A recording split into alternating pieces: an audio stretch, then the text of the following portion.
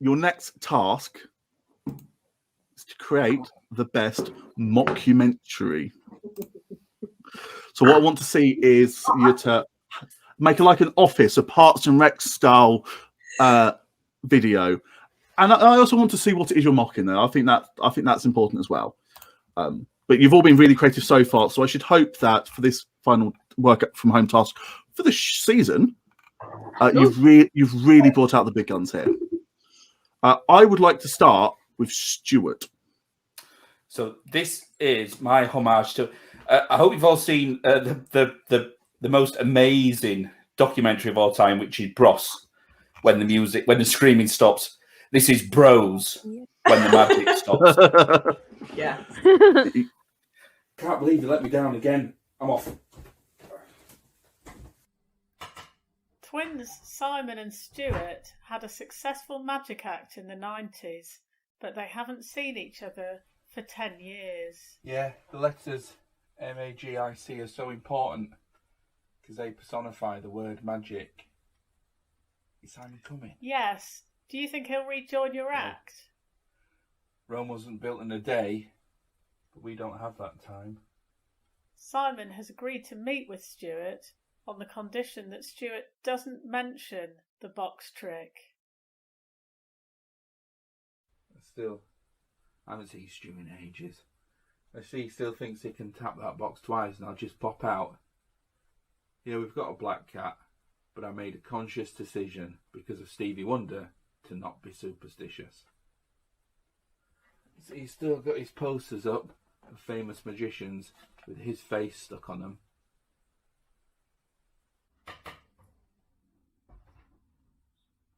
We go in box. Not getting involved. Don't shut me down. Now, Simon. What's back in there?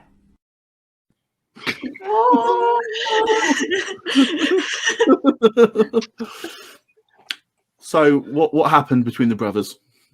Well, it was another tale as old as time, John, where there was very definitely one brother who was very much into his magic and into the box trick, and another brother who had very definitely grown up and moved away from it. And he wanted to get him back into the magic act, but failed to entice him in. So some of the lines there were actually lifted directly from the Bros documentary. Does that include tapping box? No, that's my own line. I wouldn't want to do magic with you if you were talking about that. No. I would really like you to reenact my favourite line in that, which is just the northern way you said, I ain't getting back in that box. I ain't getting in that box. I'm not getting in box. You get in box.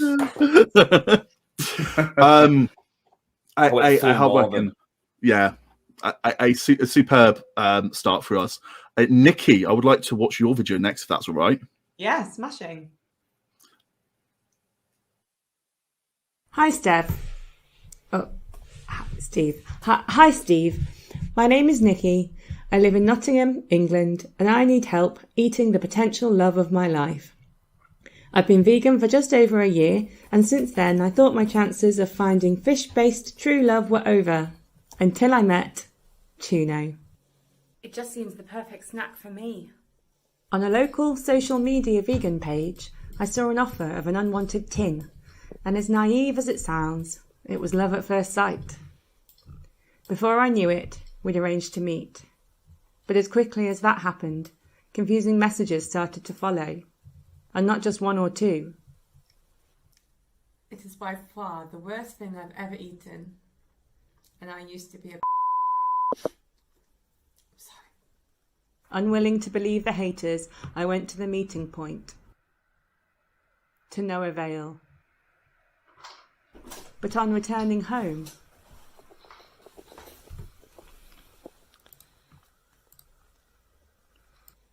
so it's here. I guess there was a miscommunication and it just came through the letterbox while I was out. Only one way to do this, I guess. Wish me luck.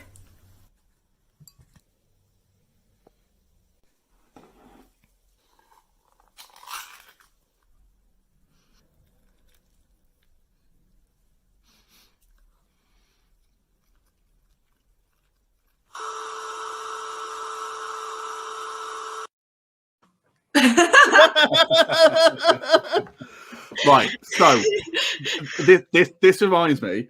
When I got sent that envelope with no context, I thought you had sent me that kind of tuna. You're going to make me eat it. Would that have got me top points? Depends how nice it was. It was, well, to be fair, it was okay on the first taste, but it was the kind of thing that, like, the more you ate, the worse it got, which is quite like a lot of the dates I've been on.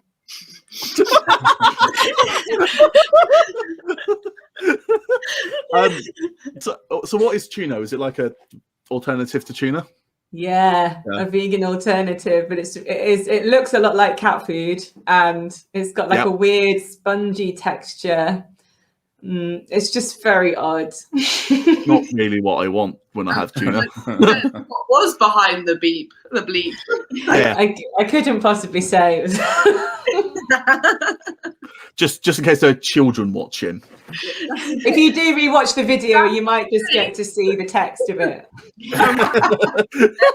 Yes. No minus. I'm gonna be too rude with it because I have a reputation. Speaking of too rude, Rezzy, you're up next. How has the COVID pandemic affected you? Well, it's a common misconception, but I'm a bacteria guy, not a virus guy. I'm into plagues, not pandemics, So if the flu can't get through the mask, how the fucking hell is the bubonic plague gonna have a chance?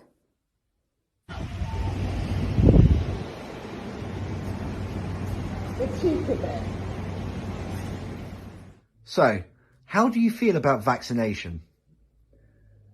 Well, it's a bit of a touchy subject, I know, but I wouldn't say that I'm anti-vaccination, right? I'm just anti-vaxxers. Look, antibacterial, And what about this one over here? Oh, bit of stiff, antibacterial as well. Okay, so what are you famous for? Right, so first we got cholera, right? That's where I really sharpened my teeth. Got me straight in the biz, that one did. And then we got the plague. That's where the magic happened. And you got diphtheria, rubella, Ib, syphilis. Those are some solid money makers, right? But if you want some serious fucking coin, there's nothing like a nut job with anthrax.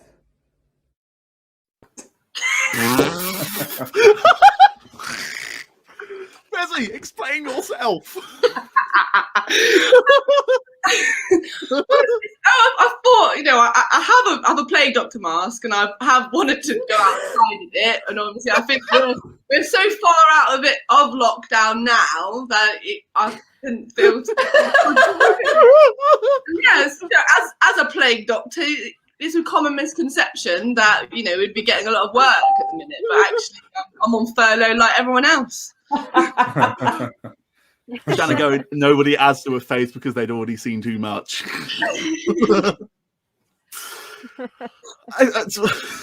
Did anyone react, or did they just go, Nottingham? I really liked your plague sauna. Anything when we went in, and the thing is, Ollie was so preoccupied. He was trying to pretend that he was like ushering me around like my carer. He forgot to actually put his mask on, and so it's just like, but no one said anything because I think they were all just looking at me.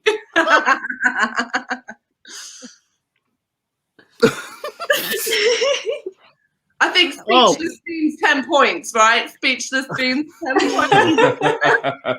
I love that you were desperate to go out in your plague mask, and the place you chose was Asda. Yes.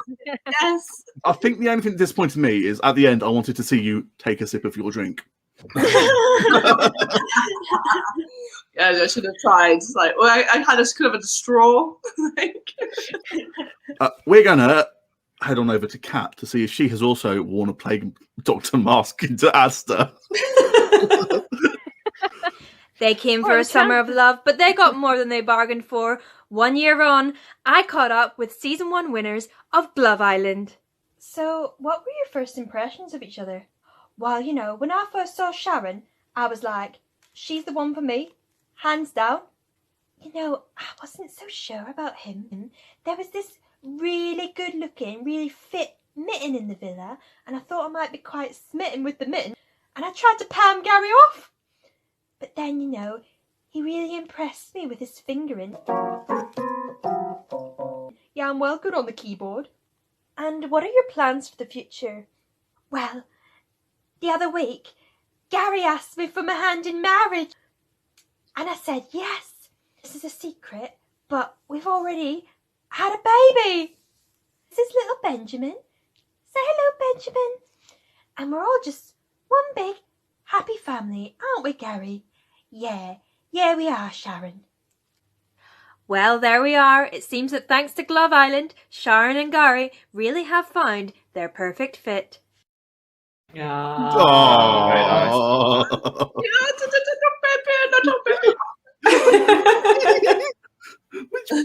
Did you just have the tiny little glove? It appears Kat's internet has returned to being a potato. It's part of the keyring. Oh, I really getting annoyed because I don't know how I'm going to judge this. Fairly would be nice. I've always judged fairly. He's just not might disagree with my judgments. I'm sure the audience will fix any errors I may have made. We've got one more left, and I haven't actually watched this one in advance because I caught a glimpse of it and went, Yeah, this so is going to be interesting. Quickly preface it. This is a trailer for my upcoming full-length feature mockumentary in the style of like The Jinx, and it will be coming out soon on HBO Max. So yeah.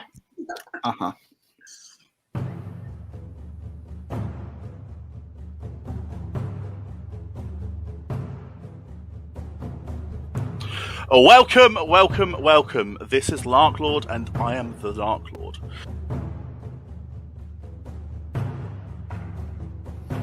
Being part of Larklord was wonderful, until I realised that I burned all of my shoes and had nothing to wear on my feet anymore.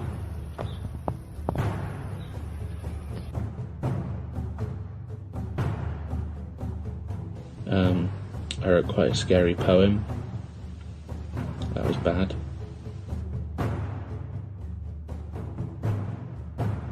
It started as it always does, with just the one episode.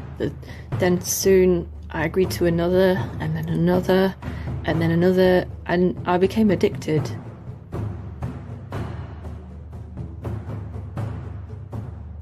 Lord, I run out free. I am the Lord of the Lord says he is worth 5 points, not 1, 4, 2 or 3.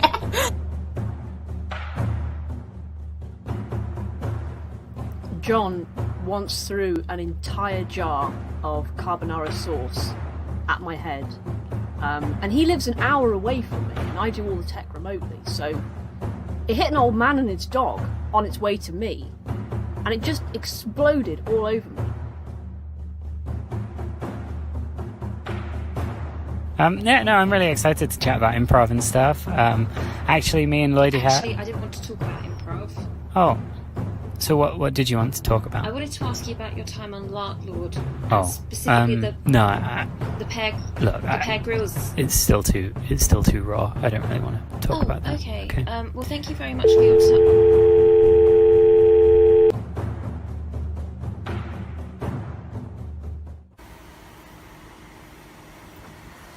Excuse me, Duncan Carty, I have a question about your time on Larklord. No.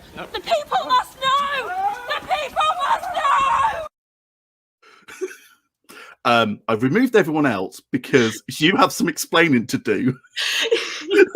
I just think that over the course of a couple of seasons, there's been some choices made that I think members of the public would agree with me that, so there must be some accountability. And I think this, the time has come and yeah, also funny.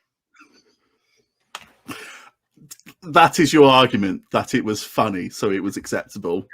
I just think that, I have a responsibility as a filmmaker to tell the truth and to get the message out there. And clearly several people were keen to tell their stories, except for the reigning champion, who declined to comment. So I don't know what you brought him off with. But thank you, Facebook user. Your voice is being heard. And this is the start of a new movement, I think. It's not just you that I need to have a word with. Oh, what? Shit. Hello, Laurie and Kitty. Yeah, okay. I see how it is. Didn't realise I was on screen there. Hello. Right, I will take you back off. And we'll put back all the contestants to react to that explosive documentary. That's brilliant. I feel like I'm fast turning into Kitty in that documentary. Qualified because obviously that was slander. So This is the thing. I either give her 10 points or the audience is going to riot. Yeah, but I know where you live. Okay, so I need a reminder after that. Smash up their own laptops. Kat had Glove Island. Stuart had Bros. Rezzy had played Doctor in Asda. Nikki, I've forgotten what was yours. Tuno. Tuno, you had Tuno, of course, you had Tuno. What a surprise! And then Emily, sorry, everything after that video, I'd honestly. So normally, in order to prep this, I watch all the stuff beforehand and put it all up on it. And I just caught the start of Emily's and thought, my reaction to this probably needs to be 100% genuine. I'm going to make t-shirts. I'm going to make t-shirts. Lark Lords and the Lords who lurked us. We're going to start with 2 points, because the 2 points is really easy. None of you are getting 2 points. Ooh. 4 points. I'm going to give it to Glove Island and Tuno.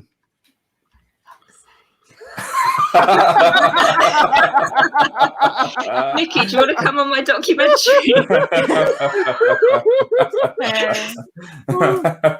should have bleeped that. Story. That's a genuinely true story. I'm going to give 6 points to Rezzy. Damn it. I'm going to give Stuart also 6 points. Woo! Well, damn. Because I need to give Emily 10, and I feel even a 2 point margin is not quite good enough. I feel like this is the first step towards accountability, John. So, Nikki and Kat, you get 4. Stuart and Rezzy, you get 6. Emily, you get 10. I'd like to. And that is my decision.